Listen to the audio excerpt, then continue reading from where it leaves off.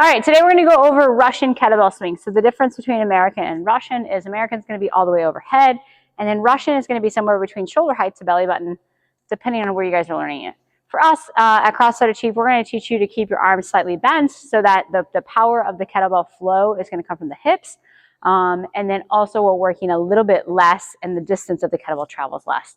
And for us, we're teaching it more from a kettlebell flow standpoint versus like traditional CrossFit standpoint, okay? So from here, we're going to get into a triangle with the kettlebell of your hands or your feet and kettlebell.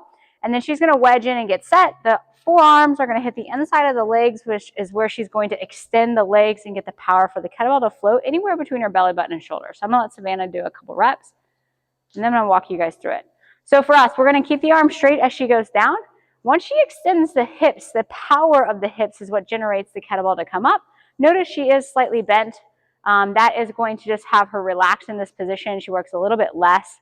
If she were to have her arm straight, the kettlebell now has to travel a further distance, which now increases your cycle time. So that is Russian kettlebell swings. The main thing to note there when you guys are doing these is we should not be overextending.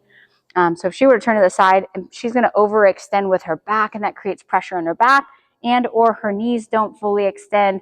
And therefore she's just thinking about hip thrusting out. We want to just stand straight up and create power there versus overextending and being aggressive with the leg drive. That is Russian kettlebell swings.